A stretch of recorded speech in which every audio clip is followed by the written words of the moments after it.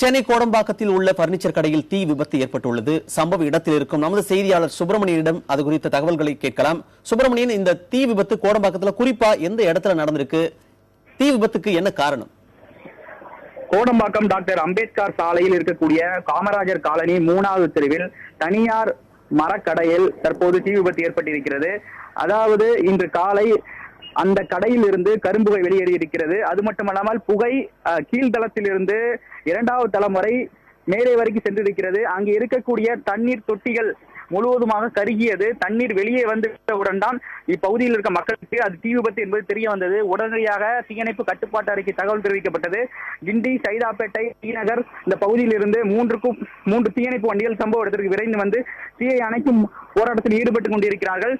கடையின் பகுதி முழுவதுமாக, அதாவது கடை 2 பிரிவாக பிரிக்கப்பட்டிருக்கிறது. 2 அறைகளுமே முழுவதுமாக தீயில் கருகி இருக்கிறது. கடையில் இருக்கக்கூடிய மரப்பொருட்கள் அனைத்தும் தீயில் கருகி நாசமாயிருக்கிறது.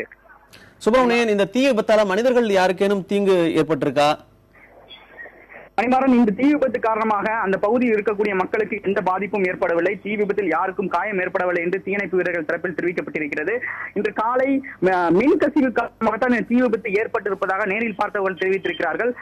இந்த தீ விபத்து காரணமாக காமராஜர் காலனி 3வது தெரு பகுதி முழுவதுமாக மின்சாரம் நிறுத்தப்பட்டிருக்கிறது. தற்போது இந்த தீ முழுவதுமாக கட்டுக்குள் கொண்டு வரப்பட்டிருக்கிறது. இருந்தாலும் மரப்பொருட்கள் என்ற காரணத்தினால் இன்னும் புகை வந்து கொண்டுதான் இருக்கிறது. தொடர்ந்து தீயணைப்பு வீரர்கள் அந்த புகையை கட்டுக்குள் கொண்டு வருவதற்கான முயற்சியில் ஈடுபட்டுக் கொண்டிருக்கிறார்கள். மணிவரன், தீயணைப்பு துறையினர் இந்த தீ விபத்து சம்பந்தமா என்ன தகவல் கொடுத்திருக்காங்க சுப்பிரமணியன்?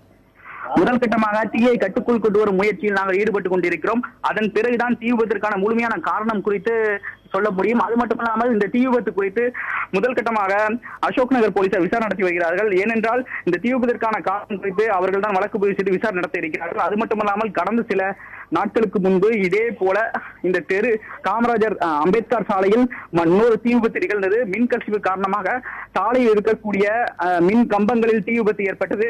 அதை தொடர்ச்சியாக மீண்டும் ஒரு தீ விபத்து சம்பவம் நிகழ்ந்திருக்கிறது. மணிமாறன், சுப்பிரமணியன், இந்த தீ விபத்துல சேத மதிப்பு என்னன்னு தெரிய வந்திருக்கா? முதல் கட்டமாக காவல்துறையினர் அந்த கடை உரிமையாளருக்கு இது பற்றி தகவல் தெரிவித்திருக்கிறார்கள். ஏனென்றால் காலை 10 மணி அளவில் தான் இந்த கடை திறக்கப்படும். வழக்கம் போல இந்த கடையில் கிட்டத்தட்ட 10க்கும் மேற்பட்ட ஊழியர்கள் வேலை செய்கிறார்கள். ஒரு அறையில் மர ஜாமான்கள், அதாவது கட்டில், பீரோல் போன்றவை பொருட்கள் செலுத்துவதற்காக தயார் நிலையில் வைக்கப்பட்டிருக்கிறது. இன்னொரு அறையில் புதிதாக செய்யப்பட்ட விற்பனைக்காக வைக்கப்பட்டிருந்த மர பீரோல்கள், கட்டில்கள் வைக்கப்பட்டிருக்கிறது. புதிதாக வைக்கப்பட்டிருந்த அறையில் தான் இந்த தீ விபத்து நிகழ்ந்ததாக தீயணைப்பு வீரர்கள் தெரிவிக்கிறார்கள். அது மட்டுமல்லாமல் அந்த கடைக்குள் குப்பைகள் அகற்றப்படாமல் ஒன்று சேர்ந்து இருக்க காரணத்தினால்தான் தீ கட்டுக்குள் கொண்டு வருவதில் பெரும் சிரமம் ஏற்பட்டிருப்பதாகவும் தீயணைப்பு வீரர்கள் தெரிவிக்கிறார்கள். கோடம்பாக்கத்தில் உள்ள பர்னிச்சர் கடையில் தீ விபத்து நிகழ்ந்த சம்பவம் குறித்து பல்வேறு தகவல்கள். நன்றி சுப்பிரமணியன்.